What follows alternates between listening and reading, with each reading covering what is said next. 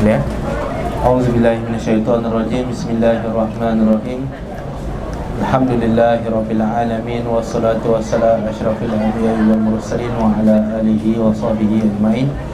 Assalamualaikum warahmatullahi wabarakatuh. Bertemu kita sekali lagi di Kemah Akademi Jawi Malaysia Tukang Buku di Pesta Buku Antarabangsa Kuala Lumpur tahun 2023 dengan siri bicara buku di Kemah Jualan Akademi Jawi Malaysia.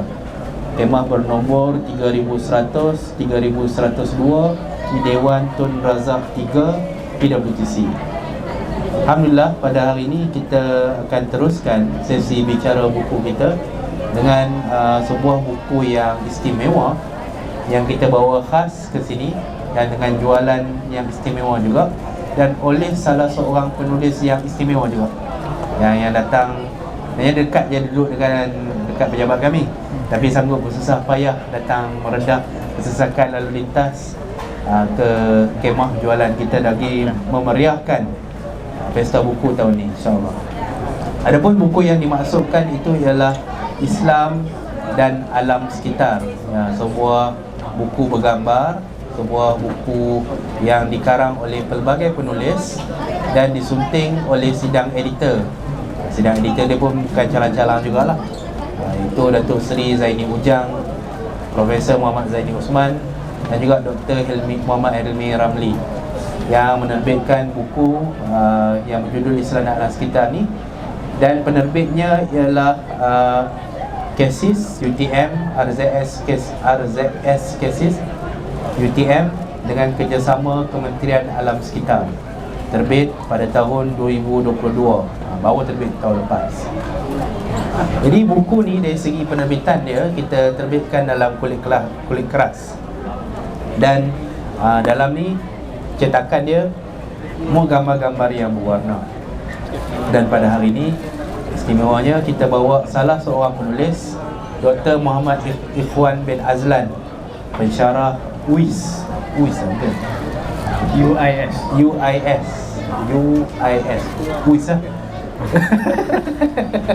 UIS yang merupakan salah seorang penulis dalam kumpulan makalah Islam dan Alam Sekitar. Jadi insyaAllah selama lebih kurang 45 minit begitu kita akan membicarakan mengenai buku. Tapi sebelum kita lanjutkan ke pembicaraan, mungkin kita nak dengarlah daripada Dr. Ikhwan ni tentang secara ringkasnya buku ni tentang apa, dan khususnya artikel Dr. Ikhwan tentang apa konsep mizan dalam keseimbangan alam sekitar tu. Silakan. Terima kasih saudara Syukri. A'udzubillahi minasyaitonirrajim. Bismillahirrahmanirrahim. Alhamdulillahirabbil alamin wassalatu wassalamu ala asyrafil anbiya'i wal mursalin wa ala alihi washabbihi ajma'in. Assalamualaikum warahmatullahi wabarakatuh. Waalaikumsalam.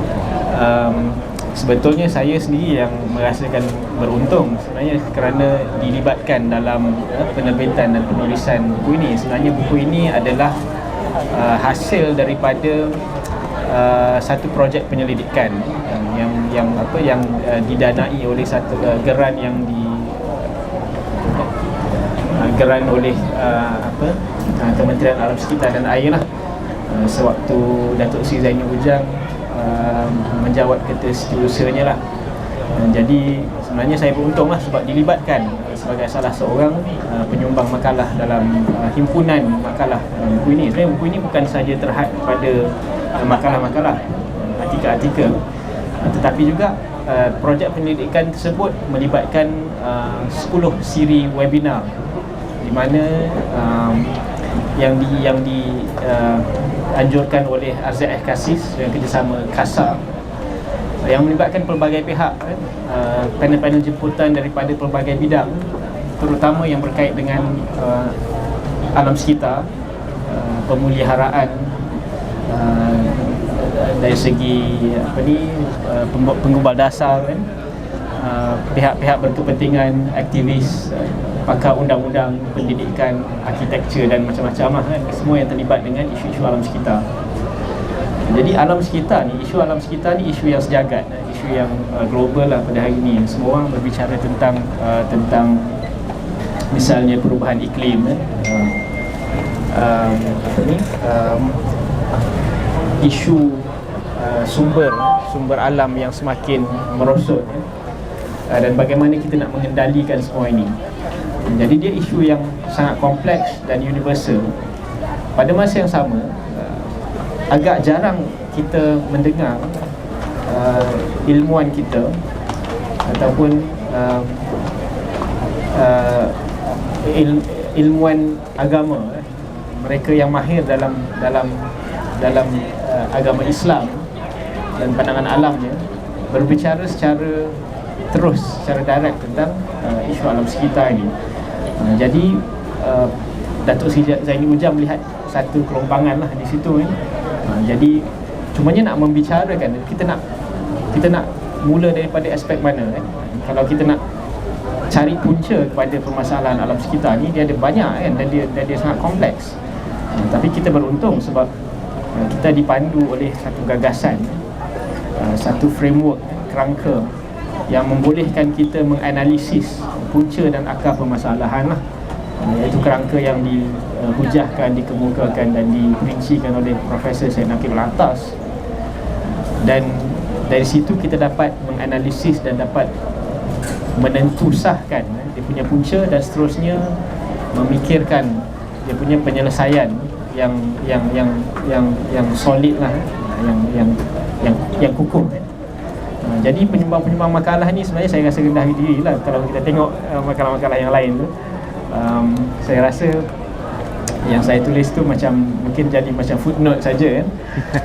Sebab ada banyak misalnya contohnya Dr. Khalif bicara tentang bahawa isunya terbit daripada pandangan alam sendiri. Pandangan alam yang bagaimana yang memunculkan krisis ni, sebab krisis ni tidak pernah berlaku dalam sejarah insan pada waktu tamadun-tamadun dunia itu menzahirkan pandangan alam yang berbeza daripada pandangan alam yang berleluasa sekitar 200-300 tahun kebelakangan ini. Jadi pastinya ada punca di situ. Dr. Farid Syahran berbicara tentang makna alam itu sendiri, bahawa dalam pandangan alam Islam kita ada satu faham tentang alam itu sendiri yang sebenarnya kalau kita lihat dia fundamentally secara asasnya berbeza dengan faham alam yang difahami menerusi kacamata pandangan alam sekular yang ada pada hari ini lah.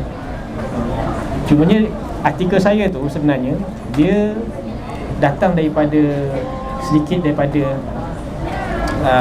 daripada tesis saya jugalah kan, daripada kajian saya di peringkat PhD, di mana dalam kajian itu saya membaca satu rakaman ataupun transkripsi perdebatan antara Abu Sa'id Sirafi dan Abu Bishr Mata Ibn Yunus tentang mantik dan nahu. Dia tentang mantik dan nahu, tetapi dalam penghujahan mereka berdua tu ada satu yang menarik lah, di mana Mata Ibn Yunus dia mendakwa lah bahawa mantik itu umpama mizan, umpama satu neraca yang seimbang, yang dengannya kita boleh menentukan benar palsunya suatu ilmu lah, ataupun benar palsunya suatu dakwaan ataupun pernyataan. Kemudian balasan daripada Abu Sa'id Sirafi ialah dia kata okey lah kalau dia mizan kan, mizan satu neraca boleh menentukan berat dan kuantiti dua objek kita boleh bandingkan. Tapi mizan yang begitu dia tidak memberitahu kita tentang halus kasarnya objek itu, dia tidak memberitahu kita tentang warna objek itu, dia tak memberitahu kita tentang sama ada dia tersusun rapi ataupun dia berkecai-kecai. Dia hanya bagi tahu kita tentang berat sahaja. Jadi kalau kita menggunakan satu neraca yang begitu limited, yang begitu terhad untuk menentukan kebenaran setiap dakwaan ilmu, maka mungkin kita akan terlepas banyak di situ ilmu-ilmu yang mungkin tak dapat ditangkap oleh neraca itu. So jadi daripada situ menarik sebab saya melihat mizan itu satu konsep yang sangat akal lah sifat dia kan. Dan Datuk Seri Zaini Ujang yang point out dalam salah satu webinar tu, dalam salah satu perbincangan online lah waktu itu, waktu pandemik kan, kami jalankan penyelidikan ni kebanyakannya mesyuaratnya secara online saja sebab waktu itu PKP kan. So Datuk Seri Zaini Ujang dia sebut tentang surah Ar-Rahman tu. Bismillahirrahmanirrahim. Ar-Rahman 'allamal Quran, khalaqal insan, 'allamahul bayan, wasama'u wal ardu wa rafa'ahu. Sorry, saya tak ingat. Ada perkataan mizan di situ, ada kat sini. Jadi dekat situ Ar-Rahman itu Allah Subhanahu Wa Taala. Kemudian 'allamal Quran, ilmu akan Al-Quran, akan hakikat. Khalaqal insan, menciptakan insan. 'Allamahul bayan, dan menjelaskan kepada insan itu tentang bayan. Dan karya yang terakhir Perohal Atas, On Justice and the Nature of Man, Perohal Atas membicarakan tentang bayan. Dan dalam pembicaraan tentang bayan itu juga dijelaskan hubungan bayan itu dengan ilmu mantik, ilmu yang menjelaskan makna, dan juga ilmu yang dikatakan sebagai mizan tadi. So jadi dua benda tu, dua aspek tu, dia nampak macam jauh lah kan? Tak berkaitan. Apa kaitannya semua ni dengan alam sekitar? Kaitannya yang saya nampak juga daripada penyelidikan saya di peringkat PhD tu ialah kalau kita meletakkan punca pada permasalahan ini ialah pada pandangan alam yang terbit sekitar yang bermula berluas sekitar 300 tahun dahulu. Sebenarnya kita merujuk kepada apa yang disebut sebagai revolusi sains. Dan bila kita rujuk pada apa yang disebut sebagai revolusi sains, kita apa yang berubah pada waktu itu ialah perubahan dalam memaknai ilmu. Perubahan dalam memaknai ilmu, di mana ilmu terutama yang dipanggil sebagai sains itu disempitkan maknanya, dihadkan maknanya kepada sesuatu yang semata-mata boleh dicerap ataupun boleh dinilai dan ditentusahkan secara kuantitatif. Jadi dekat situ yang perkaitan tadi tu, saya harap boleh follow lah. Kalau saya cuba simpulkan lah, konsep yang Dr. Ikhwan cuba perkenalkan, itu berlakunya perubahan makna ataupun pengehadan makna ataupun pemesongan makna lah. Kalau dulu mungkin dalam tradisi keilmuan kita, alam tu dipandang dengan ada unsur spiritualnya, ada unsur metafiziknya. Tetapi bila pandangan alam yang baru, khususnya yang sekular, yang melakukan gerak daya pensekularan atau sekularisasi, pandangan alam terhadap alam tu berubah, falsafah dan juga pemahaman kita terhadap alam tu berubah, dan dia mengahadkan unsur-unsur spiritual dan menafikan unsur-unsur metafizik terhadap alam tu. Dan hal yang sama juga kalau kita ambil neraca yang tak betul dalam menilai sesuatu benda tu. Contoh macam tadi tu lah, mantik kan. Mantik kononnya dapat menilai semua benda, tapi sebenarnya neraca mantik tu dalam perdebatan yang disebut Sirafi dan juga Yunus Mata tu, dia bila dipersoalkan semula lah, betul ke kalau kita nak pakai neraca mantik dia boleh memasukkan semua elemen ataupun semua hakikat-hakikat keilmuan yang lain tu. Jadi atau apa yang saya dapat faham lah. Jadi bagi saya daripada situ, karya tentang mizan, iaitu tentang kalau saya nak terjemah secara kasar lah, pertimbangan lah, boleh kata macam tu, mizan lah. Boleh lah. Pertimbangan kita terhadap alam tu, kita perlu jelas dan kita kena tahu semula kalau ada kita menggunakan pertimbangan yang betul dalam menghargai dan juga memahami alam dan peranan kita dalam alam tu sendiri. Itu apa yang saya cuba simpulkan lah secara ringkas. Okey. Tapi kita kembali semula kepada buku ini.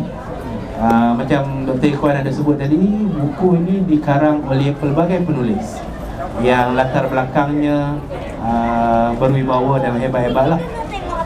semua doktor-doktor belakang. Dan juga yang menariknya dalam buku ni dirangkumkan sekali, tadi disebut tentang webinar siri webinar Islam dan alam sekitar yang dianjurkan sepanjang tempoh PKP, tempoh hari. Ada lebih kurang 10 webinar yang telah diadakan. Saya suka sekali untuk kongsikan siapakah pengarang dan apakah yang dikarang dalam buku ni. Di antara pengarang-pengarang dia ialah Profesor Muhammad Zaini Osman yang mengarang tentang alam tabi'i, tanggungjawab insan. Profesor Datuk Seri Zaini Ujang, air, sungai dan banjir, dan juga air dalam peribahasa Melayu. Ini saya baca ni lah, dia memang satu makalah yang menarik lah bila Datuk Seri Zaini Ujang menyelidiki dan mengumpulkan peribahasa Melayu yang berkaitan dengan air, bagi menunjukkan bagaimana orang Melayu memahami konteks air dan alam sekitar dalam pemahaman tentang Islam dan alam sekitar. Kemudian dalam buku yang sama juga kita ada pengarang pakar sejarah Profesor Tatiana Denisova yang mengkaji tentang konsep-konsep alam sekitar dan ekologi daripada sumber-sumber historiografi Melayu Islam. Saya baca karya ni, yang menariknya saya boleh katakan salah satu poin yang penting apabila Prof Tatiana sebut orang dulu tanda apresiasi dalam penghargaan lah terhadap alam sekitar tu. Dalam cerita-cerita lama, dia akan ceritakan bahawa negeri dia lah yang paling kaya. Kaya dengan apa? Kaya dengan tumbuh-tumbuhan, sungai dia tu mengalir dan sungai tu digunakan oleh sekian banyak masyarakat. Kaya dengan galian, emas, minyak dan sebagainya. Itu menunjukkan penghargaan mereka kepada alam sekitar. Jadi itu satu kaedah orang dulu lah dalam mengungkapkan penghargaan kita kepada alam sekitar. Kemudian disusuli pula yang Dr. Ikhwan ada sebut tadi oleh Dr. Khalil Muhammad, Falsafah dan Etika Alam Sekitar menurut Islam. Dan Dr. Muhammad Farid Syahran, Faham Alam Sekitar, Merentas Syariah, Akidah dan juga Akhlak. Kemudian konsep sumber dan isu-isu fiqh alam sekitar. Ini macam satu pendekatan yang baru apabila Dr. Muhammad Dani, seorang yang kaji tentang kitab-kitab berkenaan fiqh alam sekitar lah kan, fiqh bi'ah, bila beliau menyiasati apa sumber-sumber dalam kitab-kitab fiqh kita yang terdahulu yang membicarakan tentang alam sekitar ni. Jadi Dr. Dani ada kemukakan dalam buku ni juga. Sama juga beliau juga mengarahkan tentang perancangan dan pengurusan bandar dalam Islam. Dan kemudian disusuli oleh Dr. Muhammad Hilmi Ramli yang mengarang tentang alam sekitar dalam tamadun barat dan Islam. Dan akhirnya diakhiri oleh karya ilmiah daripada Dr. Ikhwan dengan tajuk dia konsep mizan dalam keseimbangan alam sekitar. Okey. Kalau tengok balik, kita susuli tajuk-tajuk yang terdapat dalam buku ni, orang boleh cakap, oh ni pembincangan falsafah ni, ni pembincangan tentang etika je ni, tak ada pun data-data, tak ada pun tentang apa global warming, perubahan cuaca, peningkatan suhu alam, apa hujan, apa semua tu, El Nino, La Nina, apa ramalan cuaca tu macam mana? Sebab kenapa nak bincang tentang falsafah? Orang dah, sekarang kita dalam kepanasan kan, kekurangan air, baru nak bincang tentang falsafah. Soalan yang bagus lah, dan saya rasa tu soalan yang mungkin selalu ditanyakan, ataupun kalau tak ditanyakan pun dia bermain-main dalam fikiran ni. Kalau kata tak ada langsung data-data dalam buku ni tu tak betul lah, sebenarnya ada. Cumanya ini bukanlah, sebenarnya di sana ada bidang kajian alam sekitar. So ada mereka yang memang khusus dalam environmental studies lah. So mereka ni yang expert lah, yang betul-betul pakar, yang mengetahui maklumat-maklumat yang mutakhir, data-data ni semua. Dan dia sangat kompleks, dia satu bidang yang spesifik. Cumanya kalau okey, mungkin saya boleh kita boleh imbas kembali salah satu webinar lah yang berlangsung Islam dalam sekitar ni, yang alhamdulillah waktu itu saya kendalikan lah sebagai moderator, yang melibatkan seorang Profesor Maziatun dari UIA, pakar undang-undang alam sekitar antarabangsa lah. Kemudian seorang wakil daripada Jabatan Alam Sekitar, Ketua Pengarah Jabatan Alam Sekitar waktu itu, Puan Jamilah ya. Dan seorang aktivis alam sekitar, Encik Mior, sahabat alam Malaysia. So jadi ada 3 panel yang bergandingan tu, yang dia mewakili pihak berkepentingan yang berbeza. Dan daripada perbincangan itu kita dapati kadang-kadang kita merasakan masalah alam sekitar ni dia macam masalah pengurusan je lah, kita just gagal mengurus. Tapi kalau kita betul-betul cuba selesaikan masalah tu, kita dapati dia bukan masalah pengurusan. Dia ada masalah macam salah letak duduk konsep sebenarnya kan. Contohnya waktu itu dibincangkan, contohnya bila mana satu kawasan itu nak di satu kawasan hutan lah yang nak dibuka lah untuk pembangunan atau untuk pertanian monoculture, pertanian untuk skala yang besar kan. So ada Jabatan Alam Sekitar, dia mewakili, mungkin dia yang menguruskan itu. Di sana mungkin ada komuniti orang asli. So aktivis sahabat alam Malaysia, dia mungkin mewakili kelestarian kebudayaan orang asli, kepelbagaian biodiversity yang ada di situ. Tapi di sana juga ada kepentingan ekonomi yang diwakili oleh kementerian yang lain dan jabatan yang lain. So dia akhirnya dia berkonflik antara satu sama lain walaupun dalam pentadbiran yang sama, kerajaan yang sama. Jadi punca dia dekat mana kan? Punca dia mungkin orang kata kita kena seimbang apa semua kan. Tapi bagaimana untuk kita seimbang? Dan kalau kita betul-betul nak tahu bagaimana untuk kita seimbang, untuk kita tahu letakkan had bagi sesuatu itu, kita tak akan dapat jawapan itu daripada data-data ini semata-mata. Data-data ni dia agak jelas lah. Kalau untuk hari ini agak jelas lah. Global warming tu is a reality lah. Perubahan iklim tu macam satu reality lah yang kita hadapi. Dan unjuran kehadapan tahun 2025 2050, unjuran itu, walaupun di sana ada je ahli sains yang ialah dia merasakan benda perkara ini terlalu kompleks untuk kita buat prediction yang pasti. Tapi pada masa yang sama kita dah merasakan dah juga kesan-kesannya. Banyak kesan-kesan itu yang daripada unjuran-unjuran lepas tu ternyata benar kan. Dan juga dalam hal ini lebih baik kita salah kita salah unjur ke hadapan. Rupanya dia tidak seteruk yang kita sangkakan, berbanding kita salah kita salah menilai, kita mengasakan okey ni global warming tu dia mungkin tak begitu tepat kan? Tapi kita tersilap, rupanya dia betul-betul tepat. Lebih baik kita salah yang pertama daripada salah yang kedua kan. So jadi perkara-perkara ini yang dibincangkan di kalangan ahli sains lah. Dan saya nampak di kalangan mereka ni konsensusnya ialah dia akan pergi kepada more science, teknologi baru yang boleh menyelesaikan masalah ni, penyelidikan baru, teknologi hijau. So kita perlu terus ke depan lah, maksudnya kita bukan kena break, tapi kita kena terus ke depan. Jadi macam mana kita nak tahu adakah itu yang sewajarnya kita lakukan atau tidak. Jadi kita sebenarnya bila kita bicara tentang falsafah ni, kita cuba untuk menentusahkan sebenarnya punca dia, seperti yang sebut tadi lah, punca dia tu. Selagi mana kita tidak mahu dan kita tidak bersedia untuk mengiktiraf punca ini, selagi itu penyelesaian yang kita usulkan itu dia sekadar, dia macam penyelesaian sementara ataupun dia penyelesaian yang bersifat menangguhkan masalah itu ke masa hadapan lah, generasi seterusnya untuk diselesaikan. Sebab kalau tak, macam kita tak ada cara lain. Kita ada masalah dengan fossil fuel, bahan bakar yang daripada fosil.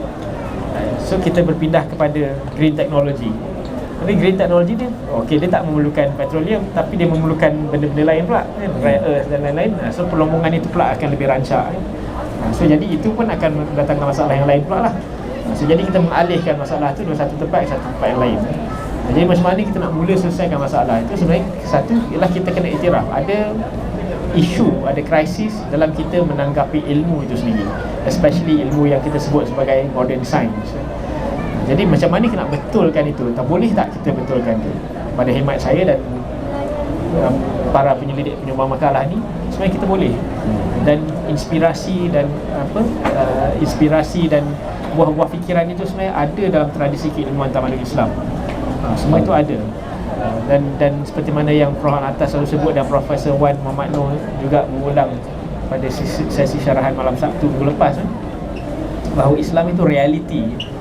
Dia bukan satu ideal yang cuba dicapai, dia adalah realiti. Dia sentiasa ada sepanjang zaman, sentiasa ada insan ataupun sentiasa ada komuniti yang betul-betul memahami dan menzahirkan Islam itu sebagaimana haknya. Dan itu ada direkodkan sepanjang zaman. Dan makalah-makalah Dr. Dani itu adalah bukti nyata, kan? Bahawa kita bukan tak pernah menguruskan alam ini. Kita pernah satu masa dulu menguruskan dalam keadaan berinstitusi, dalam keadaan bertata cara bernegara, dan bagaimana perkara itu diuruskan pada waktu itu. Dan bagaimana kita boleh mengambil inspirasi dan mempelajari, mengambil sumber ilham daripada itu untuk kita menghadapi cabaran yang ada pada hari ini lah. Menarik. Itu satu jawapan yang penting lah.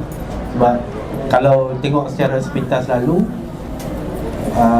dia tak ada bagi penyelesaian yang segera, immediate bagi orang putih, tapi dia tarik jalan dia tarik ke belakang supaya bila kita buat penyelesaian tu, cadangan penyelesaian terhadap permasalahan alam sekitar tu, dia bukan benda yang bersifat dalam bahasa Inggeris ad hoc ataupun segera sambil lalu. Dia macam tak semena-mena lah, tak semena-mena. Ada masalah ni, selesaikan tu, ada masalah lain pula. Kita kena ada satu penyelesaian yang konklusif lah. Alang-alang tu saya nak bertanya, jadi tajuk dia pun Islam dan alam sekitar. Jadi kita faham lah, ini tawaran yang terbaik lah daripada tamadun Islam tentang isu-isu alam sekitar lah, kalau kita boleh simpulkan daripada tajuk tu. Tapi dalam hakikat dunia kita sekarang, yang tambah lagi dunia moden ni, di barat pun ada dia punya tamadun di sini. Hatta China dia ada pergerakan ecological civilization, kan? Tamadun yang ekologi lah. Bagaimana kita nak letakkan diri kita sebagai yang ada pandangan alam Islam dalam nak meyakinkan peradaban-peradaban lain dalam usaha untuk menjaga dan melestarikan alam sekitar? Ini juga soalan yang penting lah. Soalan dari Syukri ni memang dia terus kepada ultimate question. So kita nak juga penyelesaian lah, kan? Dan di sana sebenarnya bukan kita saja yang memikirkan tentang alam sekitar ni. Tamadun Barat sendiri, sarjana di Barat, mereka juga amat terkehadapan lah dalam mengkaji dan juga mengusulkan penyelesaian. Di China seperti disebut tadi ada ecological, dan mereka juga cuba mengambil inspirasi daripada pemikiran tokoh-tokoh mereka juga sendirilah, seperti Confucius dan lain-lain. Cuba untuk kembali kepada satu keadaan keseimbangan tadi itulah, keadaan harmoni dengan alam, tapi pada masa yang sama tidak begitu mengorbankan keselesaan ataupun teknologi moden yang kita ada pada hari ini lah. Nampak gayanya semua cuba ke arah itulah. So jadi jawapan pada soalan tadi lah, dia bukan mesti kita pilih salah satu, dia bukan either or. Kita bukan, bila kita kata kita ada penyelesaian datang daripada tamadun Islam, pada pemikiran dan tradisi keilmuan Islam, tapi kita bukan nak berebut kata ini penyelesaian dan bukan itu. Kita bukan gitu. Tetapi ini yang terhasil dalam amalan pengalaman sejarah ketamadunan kita, dan dia bukan teoretikal, dia praktikal, dia sudah berlaku pun. Dia pernah berlaku pada satu masa dahulu dalam satu bentuk yang termanifestasi dalam bentuk yang political institution, tetapi hari ini mungkin dia tidak termanifestasi dalam bentuk itu, tapi dia hakikat itu masih ada. Jadi kita sendiri sebagai seorang Muslim, kita perlu memperakui, kita kena ada ilmu tentang inilah untuk kita mengiktiraf hal itu. Kita tidak boleh jahil tentang tamadun kita sendiri dan sejarah kita. Kalau kita jahil tentang sejarah kita, kita tak boleh nak ada dialog pun dengan orang lain. Kita tidak ada asas untuk kita berbicara secara